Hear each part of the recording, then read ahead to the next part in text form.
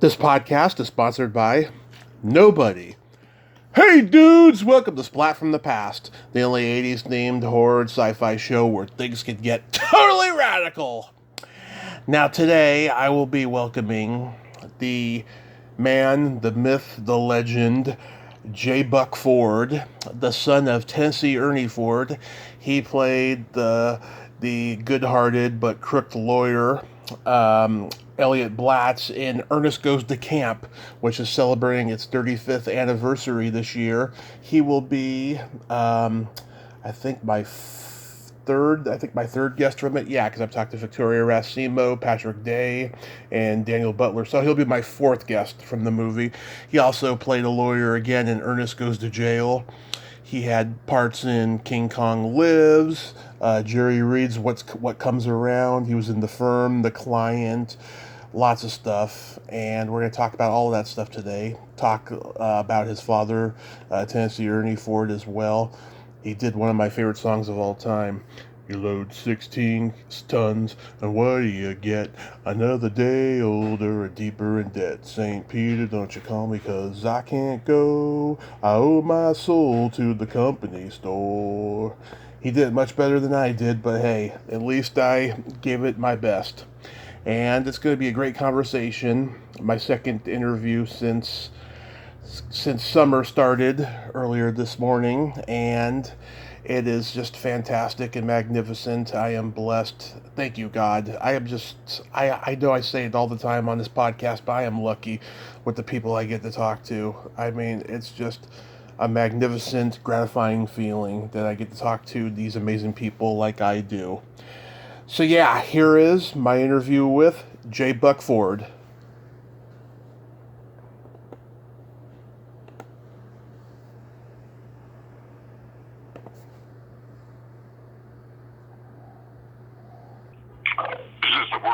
Tommy Kovac. It sure is. Star of stage, screen, television, and radio, man on a mission, friend of those who have no friends. Ladies and gentlemen, the Tommy Kovac Show. I wish all of that were true. Welcome to the show, J. Buck. How are you doing? I'm doing wonderful, Tommy, and thank you so much for having me on. It's a big pleasure, my friend. Oh, it's a complete honor for me. Thank you for taking the time today. So, going back in time, your father, of course, was the great Tennesse Ernie Ford. 16 Tons is one of my favorite songs of all time. I appreciate that very much. Absolutely. So I can imagine you gravitated toward music and acting early on in your childhood. I did. You know, it was a natural course of events. You know, for me, I was... enamored by what he did. I was drawn to the circle of people that he moved around, with in the business. He was, he was as normal a dad as you might expect. He made it a distinct goal in his life to not bring the business home.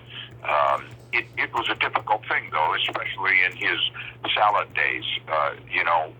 We for all practical purposes lived in a glass house, and there was a great deal to love about what I saw in the life when I was young, and yes, I naturally gravitated towards it. Yeah. Did you do school plays and community theater?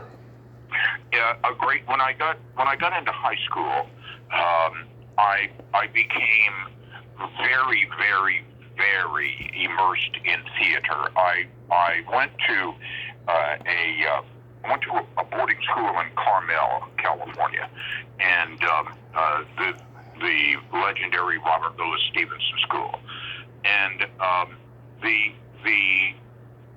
Cousin Girls Academy, Santa Catalina Academy, had one of the most nationally recognized young theater groups in the country. Mm-hmm. And I had an opportunity to do the Glass Menagerie there.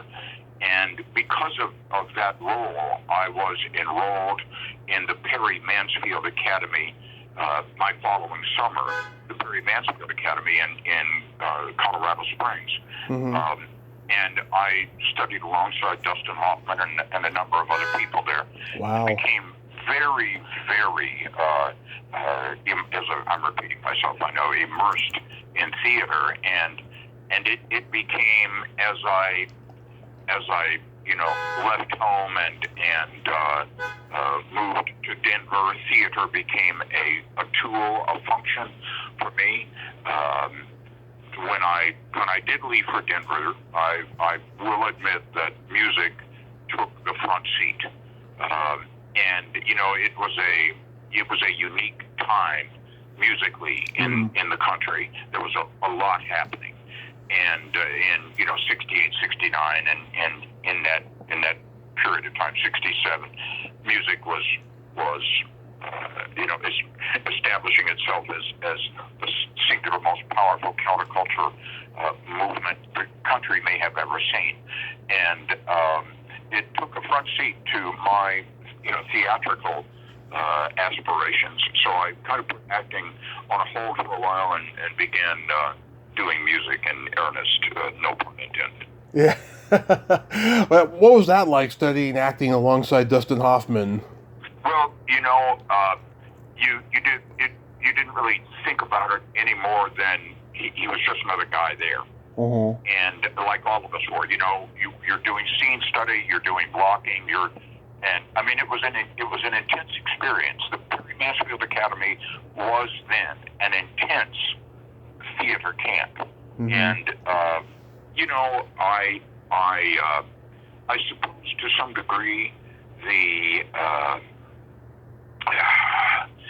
elements of acting, whoever they might be defined by, Lee Strasberg or whoever, were pretty much fashioned in my DNA, for lack of a better way to put it. And I found that the process of acting, the process of assuming another character, the process of becoming someone else to achieve a certain thing, was a very natural thing with me, and it's something that I still enjoy today. Not in front of the camera, but there were a lot of great students. Biet Phil was a student there during that same period of time that I was there in that same summer, and you come away, and at that age it's difficult. There's a lot going on in your life, but at that age, if you can absorb anything, you come away a better actor. I'm not sure that was my goal when I was that young.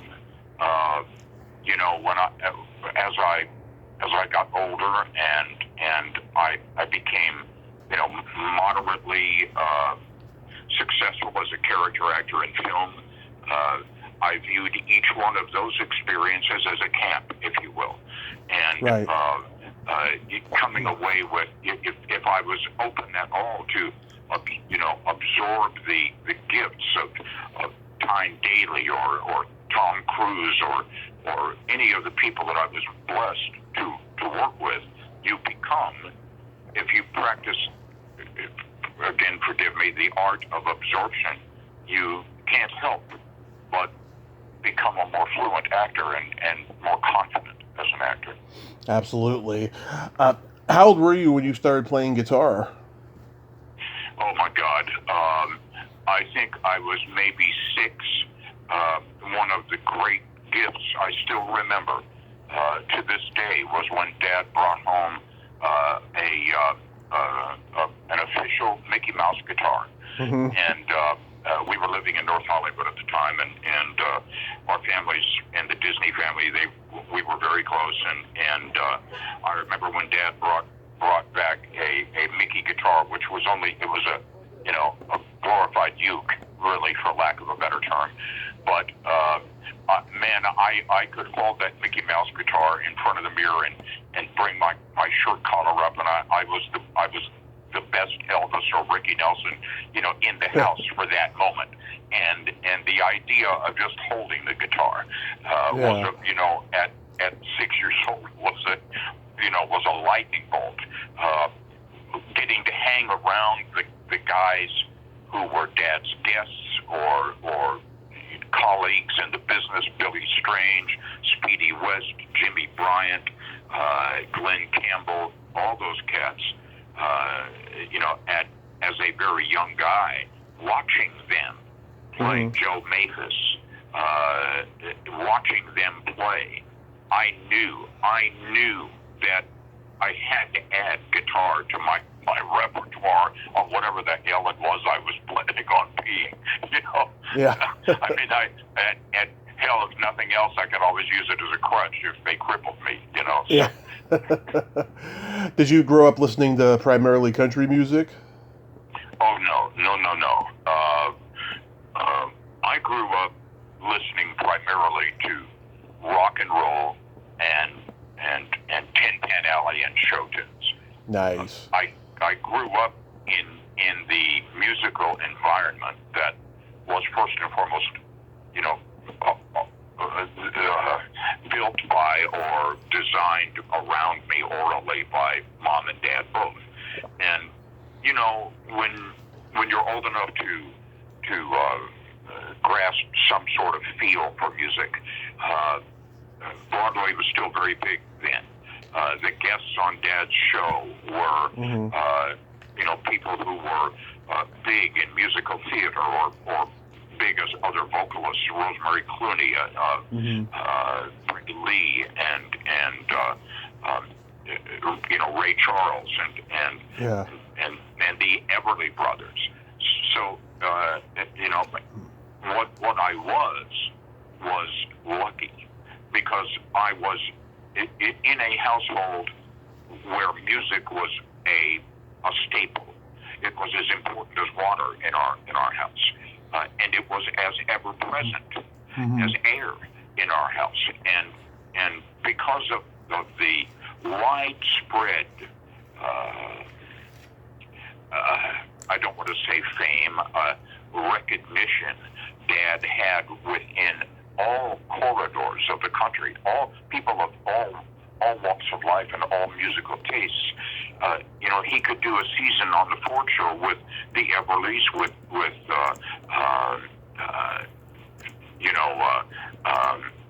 Rosie Clooney and Peter Duchin, and it was just all great. And these people would come to the house. So to make a long story short, I was constantly surrounded by an extremely broad musical palette, and orally a musical palette, so that I grew up listening mainly to everything that was being played in the country and the world, really, at that time, whether it be pop, show, rock, country,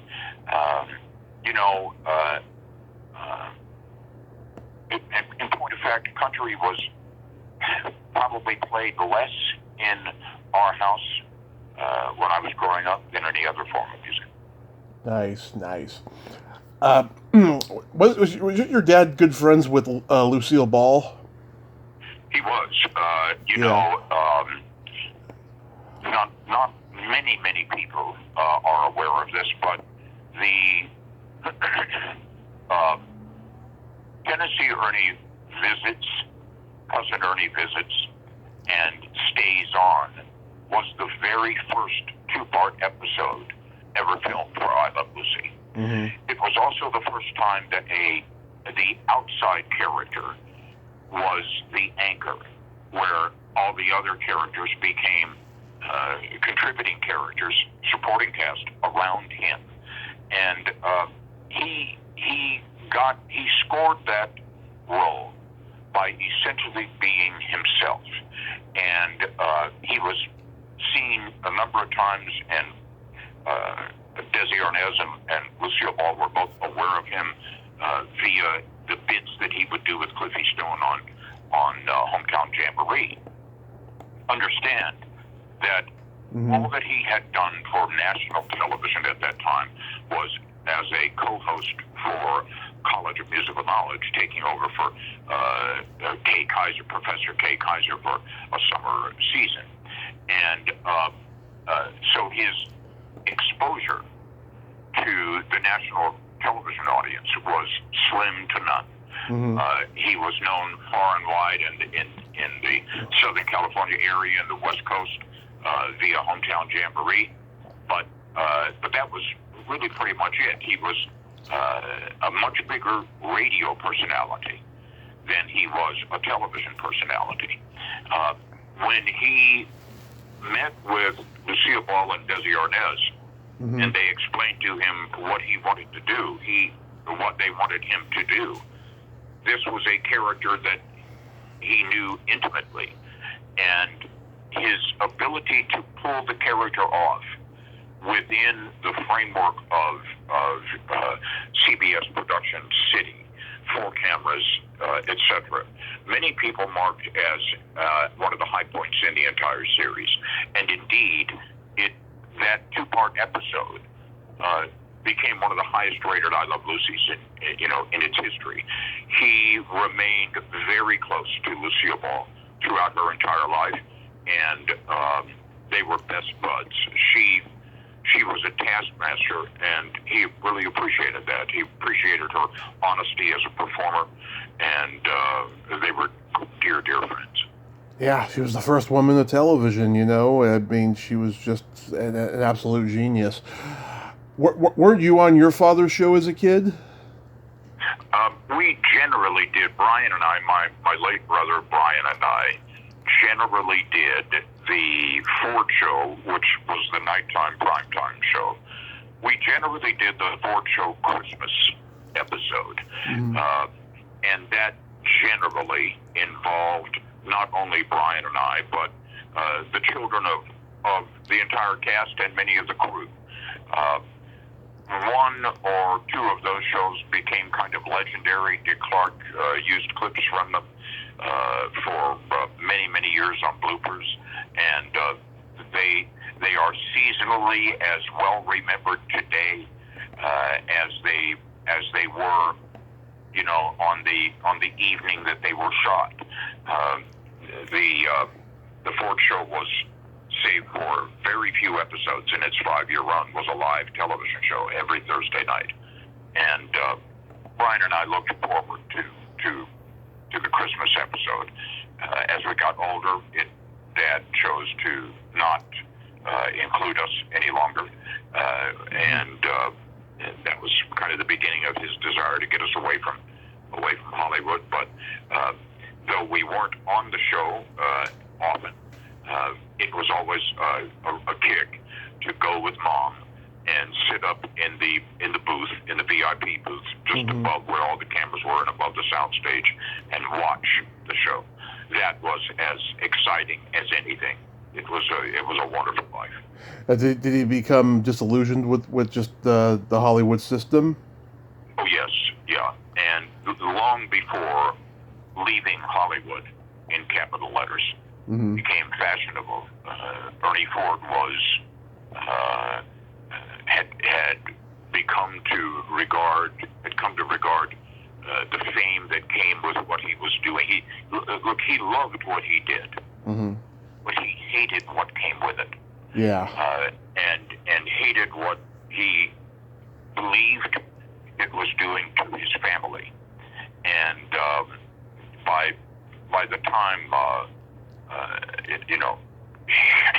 he was already considering cutting his career in half and either doing television or just music when he went into the studio on September 17th of 55 and cut 4 sides, one of which was 16 tons.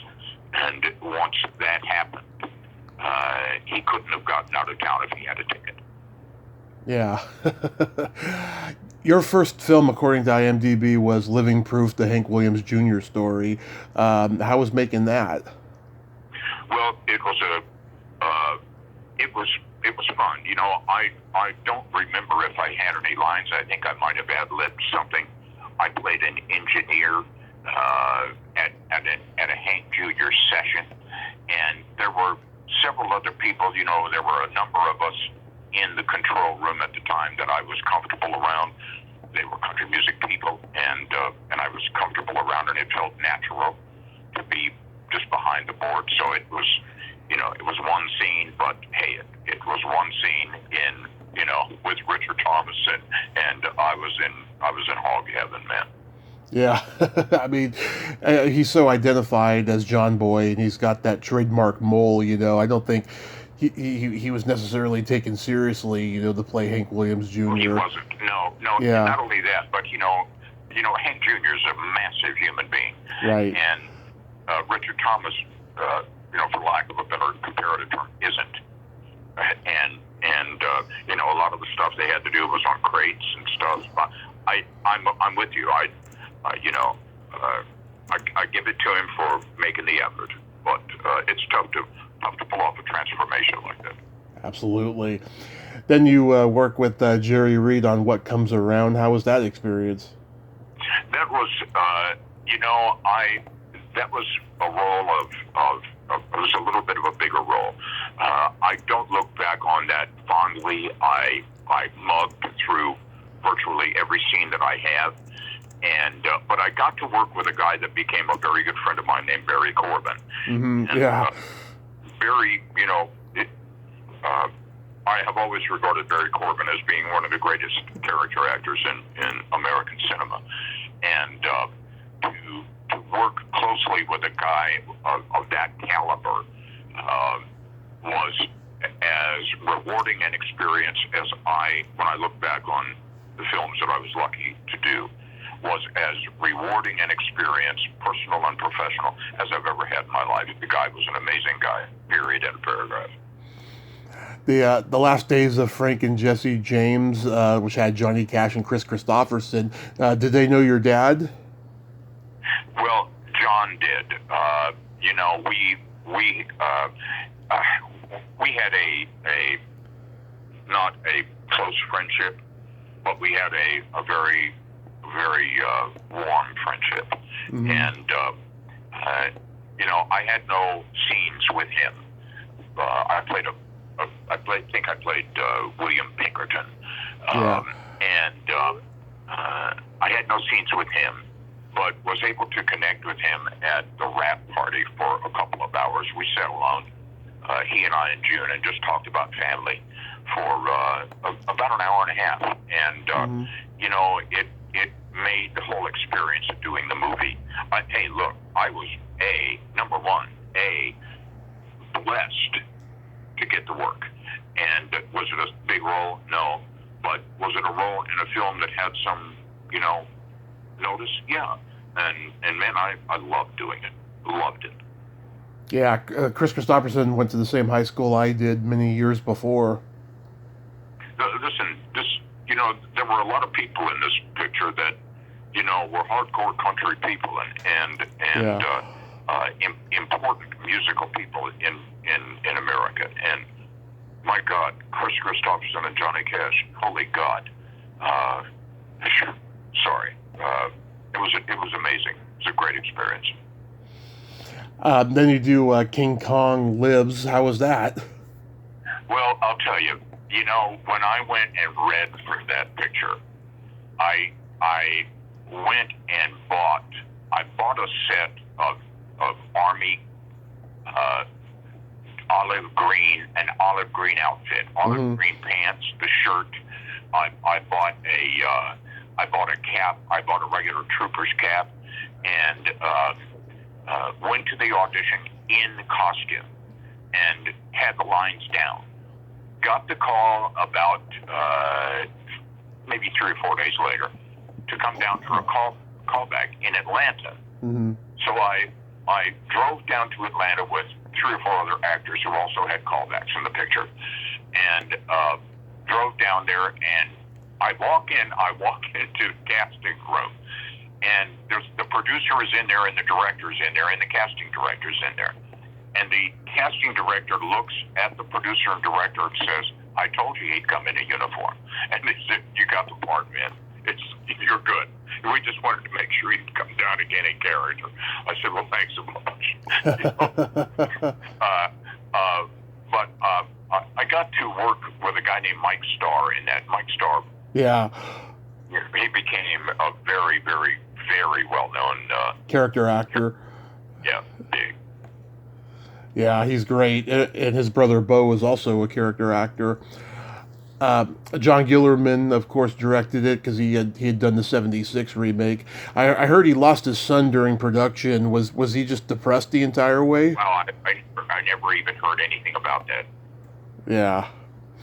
Brian Kerwin. I never heard anything about that. I remember, and this, I mean, it's some time ago. I struck up a nice friendship with Linda, but you know, I mean, it was an interesting. That whole studio, the De Laurentiis studio, was like a city unto itself down in the Carolinas. It was an amazing experience to go and shoot there. Mm-hmm. Brian Kerwin, I think he's an underrated actor. He's really good. Oh, I totally agree. Completely agree. So how do you get cast in Ernest Goes to Camp? Well, Ernest Goes to Camp was, I got the role after one reading. You know, I had been doing this guy for some time, this guy called Mr. Smarm. Mm-hmm. And when I read the script, I read it as absolutely written for Mr. Smarm. And so I, you know, put a coat and tie on and went in, and I had known Buster for some time, John Cherry, wonderful guy, one of Nashville's, one of advertising's, one of Nashville's, and one of Disney's most innovative directors. Yeah. Great loss recently. Yeah. A wonderful friend. But I got cast after one reading, and it was a huge surprise, and I felt deeply, deeply grateful, and I still do, because when we did Ernest Goes to Jail, I got called to reprise the role of Blatz, and that was a huge thrill. Huge. I mean, I'm a C-list character actor from, you know, getting work out of Nashville. Mm-hmm. Extremely blessed. I mean, beyond my, I don't have the vocabulary to adequately tell you how lucky I was as an actor. How lucky I was to be getting roles, in films as varied as what we've just talked about up to this point. Mm-hmm. And so to get called by, you know, Buster to come and reprise a role was a huge boost and you know, a big confidence generator. Yeah, did you know Jim at all before that? I had shot a couple of reels of with Jim for Betty's acting portfolio, our agent's acting portfolio. Mm-hmm. And we shot some things with Charlie Napier and shot, we used a lot of Jim in those. So the short answer is yes, I did. And I knew him from a number of different ways. One, literally, without mincing words, one of the most brilliant actors ever that I have ever worked with, Shakespearean trained, could adopt a persona in faster than I can explain it, how he does it to you, and stun you with his realism. Just brilliant, and my God, what a loss. Yeah. What an incredible talent. Yeah, I've talked to his nephew Justin, who's preserved his memory writing a book, and he's doing a documentary now. And yeah, he was just this wonderfully talented, authentic guy. And you know, he loved to go hunting, but yet he never killed anything. I mean, that's a testament to what a good guy he was. And yeah, I mean, he was just one of the greats. I think he was just so underrated because he got so identified by this character. Well, before Ernest, before the riddle of Dr. Gloombeam's machine and Yeah. before the camp and jail and the other Ernest pictures, that went to South Africa and all, he was an advertising juggernaut. Yeah. The Ernest character's notoriety and fame came about because of his advertising fame. My God, we would go out to one of the location houses here in Nashville, and because occasionally I would work crew. I loved it. I always learned. And, Jim would be out there and Buster would be there. Well, they would do 10 minutes or 15 minutes on a dairy pond purity. And then they'd move to just another corner of the house where they would do a window bit falling on his fingers. And they would do 8 minutes or 10 minutes, another 15 minutes of an orange juice product. Then they would go inside and they would do the air conditioner bit. And they would do 30 minutes for a used car dealer up in Kentucky. It was unbelievable. And the character never changed. Always the same character. Setups, preset. And they would knock off 8 to 10 advertising clients nationwide in a day-long shoot. Mm-hmm. Yeah, I love the name Elliot Blatz. It sounds so much like a typical slimy lawyer's name. you know? Thank you so much. I appreciate that. Yeah, it's perfect. You worked so well with John Vernon. What was he like?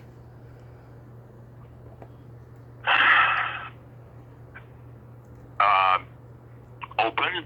Yeah. Willing to listen. Yeah. I'm stumbling here. Was he a serious guy? Remind me what he directed. John Vernon, he's Sherman Crater. Oh, John Vernon. Yeah. John Vernon. let me back up. Okay. A very intense personality. Yeah. Very intense. It was a learning experience on the set with him. Mm-hmm. He was demanding. He brooked no quarter, and was as rigidly focused on the portrayal of his character as any actor I've worked with. Underline rigid. Yeah. I love it when you make him laugh by saying, "Who can own a tree?" I used to quote that line to drunk people when I worked in the bar business. One time, I said to a drunk person, who can own a tree? And he said, "I don't know, God." And then another time, I said to a drunk person, "Who can own a tree?" And he said, "Wait, what did you say about smoking hookah?" It's such a great line. I look back at that picture with a lot of fondness for Buster Cherry, as being one of the most patient directors I'd ever worked with. How was working with Lyle Alzado? Well, I spent more time in the trailer with Lyle and Iron Eyes Cody than I did with anyone else, except maybe Chelsea Ross when I was doing Christie. I hung with those guys for hours at a time, especially during the night shoots, and got to know Lyle very well. We were both students of martial arts. Iron Eyes would tell us stories about shooting with Tom Mix and his early RKO Western history, and I loved hanging on the set with both those guys. Yeah, Iron Eyes, he was really Italian, and I've never heard any offense taken to real Indians, because they feel that he always portrayed Indians in such a positive manner. Well, he got a lot of work as an Indian. Yeah. I can't even think of a role where he didn't play an Indian. Right. I mean, he got a lot of work as an Indian, so I mean, and he was a wonderful guy, great conversationalist. Yeah, he showed up on Skippy Lowe's talk show dressed as an Indian, so he had to be one everywhere he went. It seems, and he worked with John Wayne and Randolph Scott and all the great Western guys. Victoria Racimo, I got to know her the last year she was alive, and it saddens me thinking that she's no longer with us. What was it like working with her? Uh, it was like going to school. She was a disciplined actress, a focused performer, knew everyone else's lines in addition to her own, and brought out the absolute best in everything that you did around her. She was a remarkable human being. I know when I talked to Daniel Butler, who played Eddie the chef in Ernest Goes to Camp, he told me he could not believe what a saint she was, because here she is, the only woman surrounded by a huge crew and cast of men, and getting to know her, I could see why. Victoria was like one of the guys. You could be bawdy with her, and she's got this great laugh. So it was only natural that Victoria got to play the character. Well, I'm repeating myself, but she was incredibly disciplined on the set. Right. In fact, there was a scene where I thought my wardrobe would have changed because of the span of time. And as I'm thinking that, she said, "Shouldn't you be wearing a different shirt?" And so we had stopped production so I could get into this other shirt. She was that observant and that focused. It was wonderful working with her. She was very observant. Yes, she wondered why my last name was Kovac, and in my email it's Tommy Comic. I told her there was too many Tommy Kovacs taken, so I had to come up with something clever because I was a stand-up comedian. So I thought Tommy Comic with a K. She was that observant. Yeah. Then again, you worked with Jim again on Ernest Goes to Jail. So was that a lot of fun? That was a lot of fun. That was where I met Charlie Napier. Again, one of the country's best and maybe most underrated character actors. Another great loss. I got to know Charlie very well, and working with him and reprising the role was an absolute joy. There was a lot of people in that picture that did camp as well, and one of John Cherry's gifts was he didn't have to look far and wide, for a cast that he knew would benefit the script he was writing, the budget he had, and he knew that he could do it in Nashville. John Cherry and the Ernest pictures made a greater difference in the lives of Nashville actors than virtually any other director in the business. Of course, Barry Scott, who played your client, Reuben Bartlett, I reached out to him, and like a week later, he passed away. And yeah, I never... Another great loss. Yeah. Barry was a commanding figure. He was legit theater trained and possessed of one of the most powerful personalities and voices and presences of anybody I've ever known. He was, and on top of all of that, a gifted actor. He certainly was, yeah.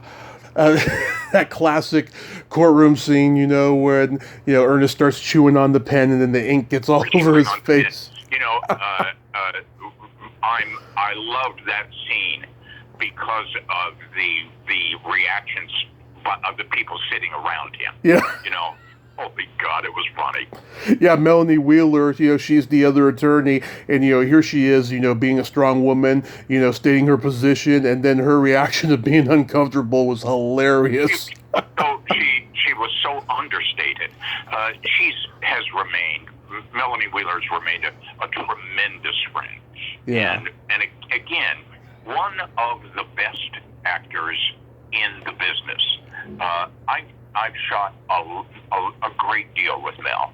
Yeah. We've done a number of industrials together, and we of course did this picture we're talking about. And she's just as intuitive and natural an actor as anybody I've worked with. My God, when you watch those takes, she's giving it. It's just hilarious. She's so underplayed. It's just phenomenal. I love her. Yeah, the fact that she's got that late '80s hair makes it all the more funnier. Oh yeah, absolutely. I gotta get her on here. What do you know what that ink really was? Say again. Do you know what that ink really was that was on his face? It was a food coloring, if I'm not mistaken. Yeah. Like a sugar-based food coloring. Yeah. That he could, essentially ingest without killing himself. Yeah. Thanks to the miracle of modern movies. Yeah. And also Jackie Welch, she was the judge. Again, one of the most brilliant actors in cinema, in commercials, in advertising. I mean, just brilliant, unbelievable, so powerful. And she's also the one singing that song when Ernest goes to pick up the juvenile delinquents. Now, I did not know that, and that blows my mind. But that's awesome. Yeah, she's got a great singing voice, I thought. Did you remain in touch with Jim after that movie? I did. When I did, Jim was scheduled to play the pirate in. Yes. Well, he was going to do Ernest the Pirate. That was what it was. No, it was Pirates of the Plains. Oh, okay. And when he was scheduled to play the role that Tim Curry eventually did, because Jim got cancer and we lost him. But the short answer is yes. The long answer is we didn't hang out every day. But I was always somebody he could call, and he was always somebody that I could call, and we remained good friends. That's great. Yeah. Oh, God, it was one of the saddest losses. When he died, I felt I hadn't felt that bad about someone dying since John Candy about 6 years before that. Just these great comedians, they're he was brilliant, just brilliant. They're their own worst enemies, unfortunately. How is working on The Firm? Well, it was brief. It was illuminating. It was instructive, and it was a huge personal boost. When you walk into a room, a set, and you get your scene tips from a director like Sidney Pollack. I realized that I was moving in a new direction in my career. When you take stock of how many other actors in the world would give their eye teeth to be standing where I'm standing now, right, and then 10 minutes later to be sitting at the table and running the scene with Tom Cruise, directed by Sidney Pollack. That does something to you if you're an actor.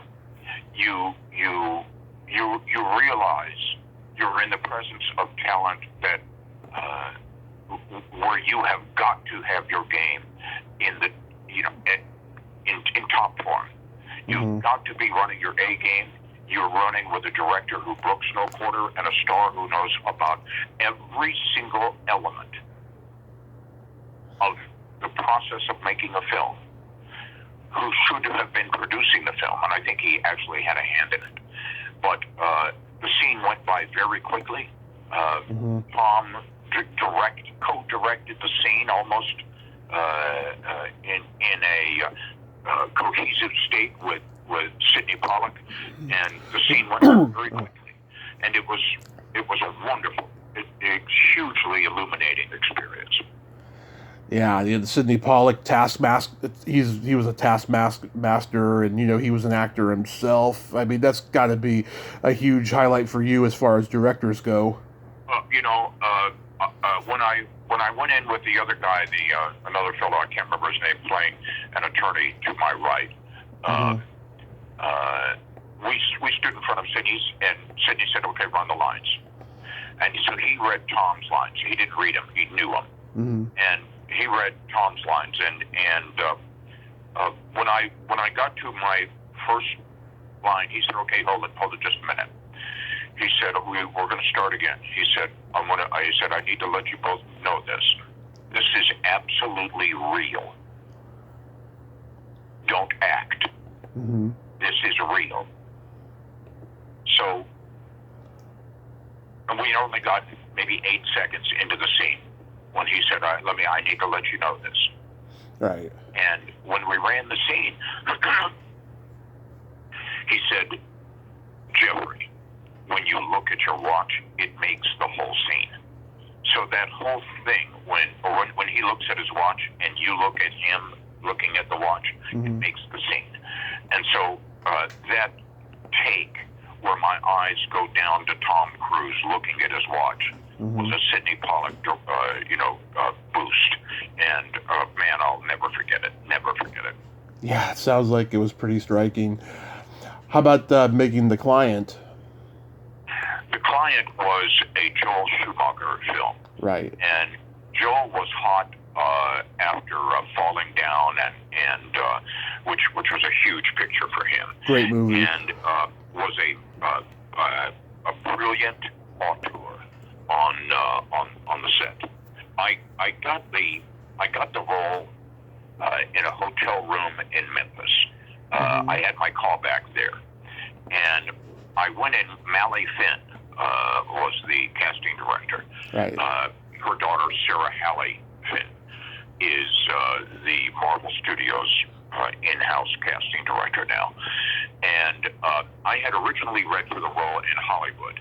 Mm-hmm. And went in, had my callback in a hotel room in Memphis with Mally and Joel and one other guy that played another FBI agent. I was actually reading for one of the FBI agents. Mm-hmm. And so I just walked in, I shook hands, said hi to Mally, hi to Joel, and I said, "Can I walk in for this?" And Joel said, "You can do whatever you want." And I said, "Okay, let's go." So he says, "Action." So I walk into the room. I sit down. We do the scene. He turns to Mally Finn. Joel Schumacher turns to Mally Finn and says, "Why haven't I heard about him?" And she just smiles. And 2-3 days later, I found out I got a role, not the role that I'd read for, but I was going to be in a Joel Schumacher movie with Susan Sarandon, and Tommy Lee Jones. My God. What the hell is happening to me? I'm the luckiest human being alive on the planet. Yeah. To work with these human beings, these craftspeople, and to be able to take lessons, on the set from the likes of Tommy Lee Jones, who was a big fan of Dad's, and Susan Sarandon, who was sick to her stomach for the entire scene, and there was a bucket with a plastic thing underneath her that she had to wrench down into and throw up 3 or 4 times during the shoot. Trooper, freaking trooper. Mm-hmm. And I had a blast doing that. With Bill Sanderson was on that. I got to know Bill very well, and became a great friend, but wonderful shoot, great time, and got to actually write my own stunt with John Deal, where he throws me up against the urinal wall, and doubles up the money and throws it in the urinal, and I got to do my own stunt for that, and that was another big boost, and it was just a blast doing it. Yeah, that's interesting. She was sick like that, though. Oh yeah, hugely sick, hugely sick. How was working with Chuck Norris on Walker, Texas Ranger? Well, I'll tell you a story about that. Mm-hmm. I got that role because the producer of that series, Mm-hmm. Tom. God, I've just drawn a blank. I'll look it was up. also the producer of the Christie series, and I was a regular character in the Christie series for 2 years, Mm-hmm. and so I got this role as the villain, the main villain in a Chuck Norris episode. When I get to Houston Mm-hmm. to start shooting, I've got a 4:00 wake-up call, 5:00 in makeup, 6:00 craft services for a quick breakfast, 7:00 in the car to the set. The set for that morning is one of 3 of the climax sets that were being prepped for the last 3 major scenes, which are all fights in that episode. And just to draw an underline, the fight between Chuck and me and my henchmen. And so I get in the cart. This is a hefty role. Mm-hmm. It's a big role. I'm playing the villain, and so we get out to the set, which is a barn and a pasture with a couple of fences and a shed off to one side of the barn. Mm-hmm. And when I first get out to the set, the first thing that I see is that there are three on-set EMTs. Right. Not 1, 3. Mm-hmm. I've never worked a picture or a television show where there's 3 emergency medical people on the set. So the first of these 2 scenes that I'm shooting, 3 scenes Mm-hmm. that I'm shooting, in the finale, is the bad guys roll up in a truck that overturns. Chuck rides up on a horse, swings off the horse, and there's a gun battle. And the bad guys disappear into the barn. Me and the bad guys disappear into the barn. Mm-hmm. And Chuck moves around to the outside of the barn. Cut. The first thing that happens is Chuck rides in on the horse. There's 2 guys with steady cams. Now, you know what a steady cam is. Right. And you know that essentially what it costs to buy a steady cam. Yeah. Cinema. The first thing that happens is the picture horse breaks and runs over the top of the first Steadicam operator, A, runs over the top of him. This is a picture horse. Runs over the top of him, and 2 of the EMTs rush to this guy, who's got a camera that's crushed against his chest. And he's laying down in the mud in the ditch. Mm-hmm. And I'm thinking, okay, I have a pretty good idea why there's 3 guys on this set now. We shoot the next scene, which is me and these guys running into the barn. The final scene is a scene on the other side of the barn, which we start setting up for at around noon. The scene involves 4 guys of mine that Chuck takes out, and then the final climactic scene, the fight between Chuck Norris and myself. And I'm holding a knife. Mm-hmm. I had about 10 years of martial arts training, and so I was padded up. They had 4 cameras on this fight. They had one on the left, one on right, one on a crane above, and one on the ground level behind, so that they can shoot all these angles of the fight at the same time. Kind of brilliant. Yeah. And I do a big swing with the knife. Chuck does a spin and does a spinning back kick. And as the kick passes in front of my face, just barely, Mm-hmm. my stunt, my gag is I leap back, I shoot my body back, and I land face down on the dirt directly to the right of the lens of the ground camera. Well, there's a guy running the sticks on the ground camera, and it's a digital slate, and he's slating every take, and we're shooting take after take after take after take. It's a dance, a combat dance. And he takes the guys out, and he and I do the fight. And I'm hitting the ground, and it's getting it. You're seeing it on the ground camera. You're seeing my body land at just camera right, and that cloud of dust come up. It's really cool. And so the guy running the slate is on one knee in front of that lens, and he hits. We've done 14 takes, and he hits the slate. And he said, "This is take 15, and action." Slaps the slate. The guy doesn't move. He stays just to the right in my landing zone, with his right knee up. Chuck he takes the guys out, I step in, I do the swing, he does the parry, he does the back, spinning back kick, hits me, I go in the air, and I land with my nose directly on the knee of the camera operator assistant. And before 1 o'clock in the afternoon, on my first day of my main villain, I completely obliterated my nose in a fight scene with Chuck Norris. Had to go to the emergency room immediately, had to have my nose reset, and had to have an extra. They rewrote the entire script. Had to have an extra do cheat shots of me, and they wrote the rest of the script that in that fight that I had died. Wow. That is epic. It was terrible, man. It was terrible. Wow. That is epic. I gotta check out that episode though. And it was terrible. It was a terrible blow to my ego as an actor, but that turned around into a completely different situation because I was able to tell willing ears for years afterwards, yes, I broke my nose in a fight scene with Chuck Norris. that guy was Tom Blomquist. That was his name. Tom Blomquist. That's right. Thank you very much. Absolutely. So have you still been acting? Have you been doing mostly theater since then? No, I am blessed to have a wonderful career.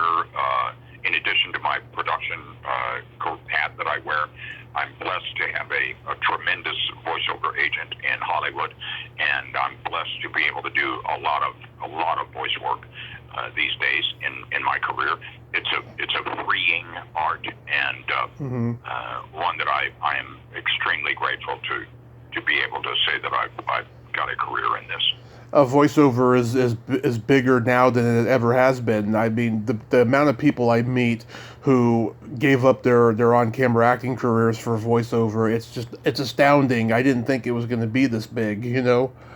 And, well, the dynamic of everything has changed. Also, the role of studios has changed, has lessened tremendously. If you don't have a qualified, moderately soundproof room with platforms, software platforms that can connect you in live studio situations, you don't have a lot of, you don't have a lot of room for growth. And as a voiceover artist anymore, the 99% of the auditions that I'm getting each week are, we are practicing under COVID restrictions. You must have a qualified home studio, and you must have a Source Connect Pro or Source Connect Standard in order to, if you don't do this audition. And, which says a great deal about how quickly the industry can change. And I feel blessed, my friend. I know you do too. I certainly am. Yeah, it's just been it's been a godsend, the podcast world, certainly, and yeah, I mean I don't know what it's like over there in Memphis, but I mean places are starting to open up now. I think the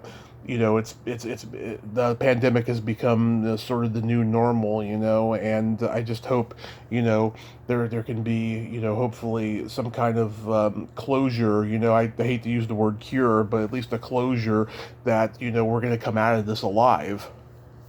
I think that's, a perfect way to put it. I think it's altogether likely that it will.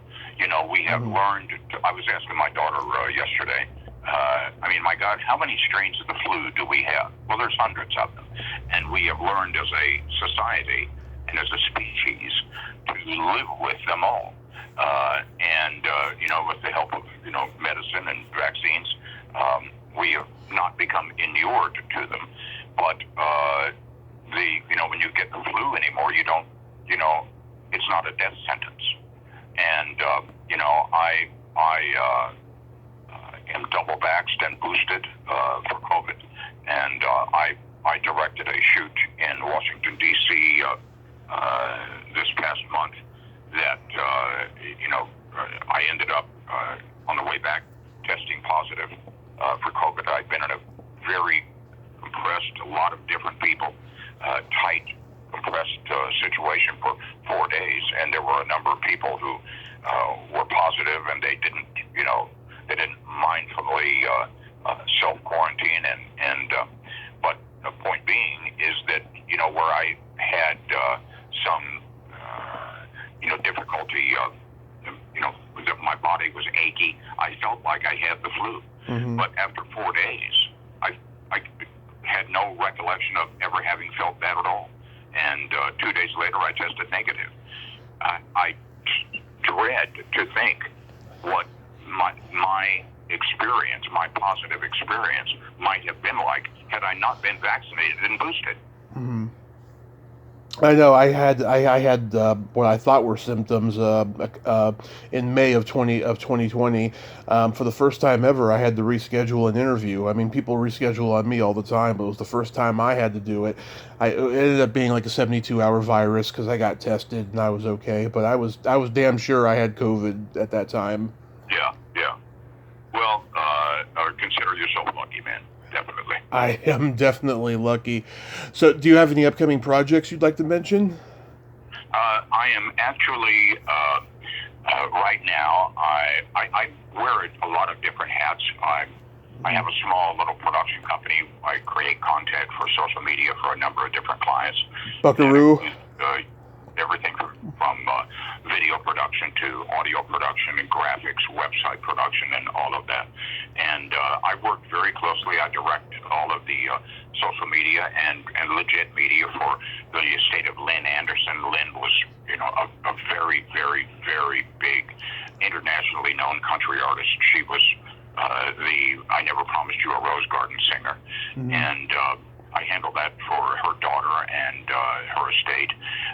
I'm working closely with a new country singer named Greg Sterling right now, and we're producing a number of different short video promotion clips for him. I've just finished producing the long-form video from the reunion,